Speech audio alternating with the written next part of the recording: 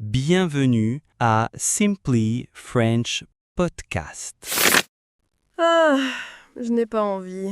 Je le ferai demain. Bonjour à tous, je suis Amélie. Bonjour Amélie, tu as l'air de procrastiner.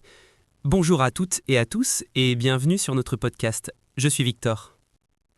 Bonjour Victor. Oui, c'est exactement ça. Je procrastine. Ce grand projet personnel que je veux commencer depuis des semaines. J'étais imparfait, super motivée au début, mais maintenant, je n'ai plus d'énergie. Je pense que je suis devenue paresseuse. Ah, la paresse ou la procrastination, c'est un sujet très très commun. Et c'est notre sujet aujourd'hui. Comment vaincre la paresse et la procrastination ? Nous allons analyser pourquoi nous remettons les choses à plus tard et nous allons apprendre des stratégies concrètes pour retrouver la motivation. C'est une leçon de niveau B1, donc nous allons utiliser du vocabulaire et de la grammaire plus complexes. J'espère que tu as des solutions magiques. J'ai vraiment besoin d'aide. Je n'ai pas de solution magique, mais j'ai des stratégies psychologiques qui fonctionnent. La première étape est de comprendre que ce n'est pas probablement de la paresse. Amélie, la paresse est un mot un peu simple. Souvent, quand on procrastine, la vraie raison n'est pas la paresse, c'est la peur. La peur ? Mais je n'ai pas peur de mon projet. Peut-être pas du projet, mais de l'échec. C'est la peur de l'échec. Tu penses, et si mon projet n'est pas parfait ? Et si les gens n'aiment pas ? Il est plus facile de ne pas commencer parce que si tu ne commences pas, tu ne peux pas échouer. C'est vrai que je suis un peu perfectionniste. Je veux que tout soit parfait. Quand j'ai commencé à y penser, j'ai imaginé un résultat incroyable. Mais j'avais peur de ne pas y arriver. Une autre raison, c'est le sentiment d'être submergé. Ton projet peut être trop grand. Quand tu regardes la montagne, tu ne sais pas par où commencer. Oui, c'est exactement ça. Le projet est énorme. Quand je pensais à tout le travail, je me sentais fatiguée avant même de commencer. Donc, ce n'est pas de la paresse, c'est une réaction normale à une tâche qui semble trop grande ou trop effrayante. Il est important que tu comprennes la vraie raison. Maintenant, parlons de la première stratégie. Quand on est submergé, la chose la plus difficile est de commencer. La première stratégie est donc la règle des 5 minutes. La règle des 5 minutes ? Qu'est-ce que c'est ? C'est très simple. Tu te dis, je ne vais pas faire tout le projet. Je vais juste travailler dessus pendant 5 minutes. Tu mets un minuteur pour 5 minutes. 5 minutes ? Mais Victor, je ne peux rien faire en 5 minutes. Ça ne sert à rien. Au contraire, l'objectif n'est pas de finir le projet. L'objectif est de commencer. Le plus dur, c'est l'inertie. Souvent, après 5 minutes, tu es dans l'action et tu as envie de continuer. Et si tu n'as pas envie, ce n'est pas grave, tu arrêtes. Tu as quand même gagné parce que tu as commencé. Appliquons cela à ton projet de design. Qu'est-ce que tu as fait hier au lieu de travailler ? Hier, j'ai regardé des séries pendant 3 heures. D'accord. Si, hier, tu t'étais dit « je travaille juste 5 minutes », qu'est-ce qui se serait passé, conditionnel passé ? Si je m'étais dit ça, oui, je pense que j'aurais pu le faire. J'aurais ouvert le logiciel. Alors, c'est ton plan pour demain. Demain, tu ne vas pas dire « je dois travailler », tu vas dire « je vais juste ouvrir le fichier pendant 5 minutes ». Cette règle fonctionne pour tout. Par exemple, le sport. Tu me dis souvent que tu veux faire plus de sport, mais que tu es paresseuse. Oui, le matin, je vois mes chaussures de sport et je pense « non ». N'essaye pas de courir 30 minutes. Ton objectif de 5 minutes devrait être « mets tes chaussures et sors de la maison ». C'est tout. Si tu faisais juste ça, ce serait une victoire. D'accord.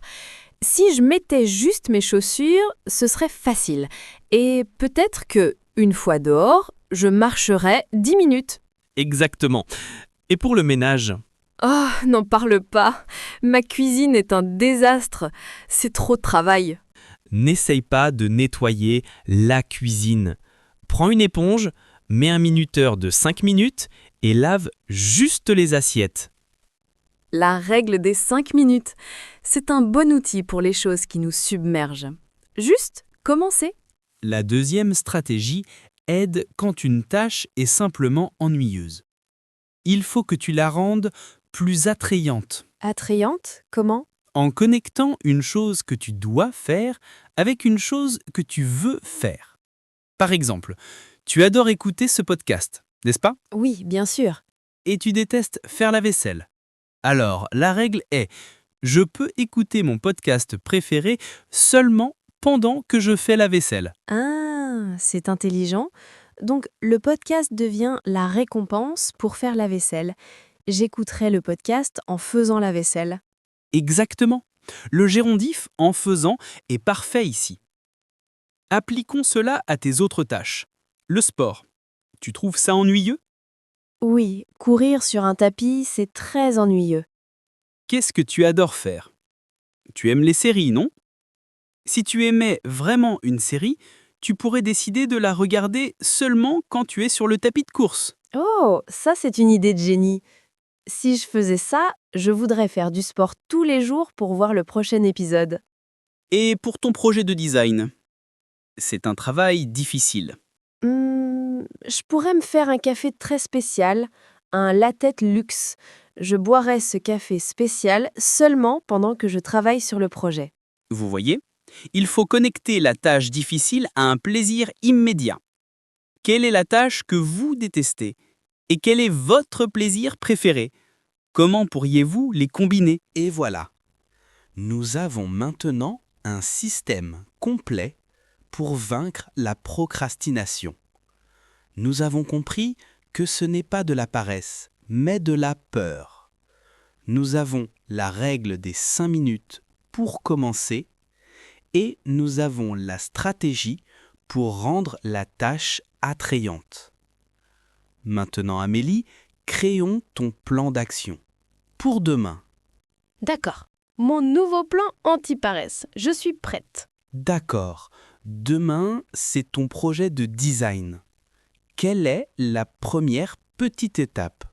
La première étape n'est pas finir le projet. La première étape est ouvrir le logiciel et choisir les polices de caractère. Très bien. C'est une petite tâche. Et si tu n'as pas de motivation, que vas-tu faire? Je vais utiliser la règle des 5 minutes. Je vais mettre un minuteur et je vais juste commencer. Parfait. Et comment vas-tu rendre ce moment attrayant? Je vais me préparer mon café spécial et je vais écouter de la musique classique pendant que je travaillerai. Parfait. Amélie, c'est un plan fantastique. Il est clair, structuré et réaliste. Je suis sûr que si tu suis ce plan, tu vas commencer ton projet demain. Donc, résumons ta semaine. Lundi, tu vas travailler pendant 25 minutes en buvant ton café spécial. Oui. Et si je n'ai pas envie, je ferai juste 5 minutes. Mardi, c'est le sport. Mardi, je vais aller au gymnase, je vais mettre mes chaussures et je vais regarder ma série préférée pendant que je serai sur le vélo. Mercredi, le ménage. Mercredi, je vais nettoyer la cuisine, je vais écouter ce podcast en faisant la vaisselle. Et voilà, nous avons maintenant un système complet pour vaincre la procrastination. Nous avons compris que ce n'est pas de la paresse, mais de la peur. Nous avons la règle des 5 minutes pour commencer et nous avons la stratégie pour rendre la tâche attrayante. Maintenant, Amélie, créons ton plan d'action pour demain. D'accord, mon nouveau plan anti-paresse. Je suis prête. D'accord, demain, c'est ton projet de design. Quelle est la première petite étape? La première étape n'est pas finir le projet. La première étape est ouvrir le logiciel et choisir les polices de caractère. Très bien, c'est une petite tâche. Et si tu n'as pas de motivation, que vas-tu faire? Je vais utiliser la règle des 5 minutes. Je vais mettre un minuteur et je vais juste commencer. Parfait. Et comment vas-tu rendre ce moment attrayant? Je vais me préparer mon café spécial et je vais écouter de la musique classique pendant que je travaillerai. Parfait. C'est un plan fantastique, Amélie. Il est clair, structuré et réaliste. Je suis sûr que si tu suis ce plan, tu vas commencer ton projet demain. Donc, résumons ta semaine. Lundi, tu vas travailler pendant 25 minutes en buvant ton café spécial. Oui, et si je n'ai pas envie, je vais faire juste 5 minutes. Et voilà notre plan d'action concret. Avec tout cela, Amélie, tu vas pouvoir vaincre la procrastination. Votre mission finale pour vous, les auditeurs, c'est un exercice de planification. Dans les commentaires, dites-nous 2 choses. Quelle est la grande tâche que vous procrastinez et quelle est la petite action de 5 minutes que vous allez faire demain pour commencer. On a hâte de lire vos plans d'action. Merci beaucoup pour cette leçon, Victor. Je me sens beaucoup plus motivée. C'est l'action qui crée la motivation. Tu as déjà commencé. Merci à vous de nous avoir écoutés. Au revoir. Au revoir.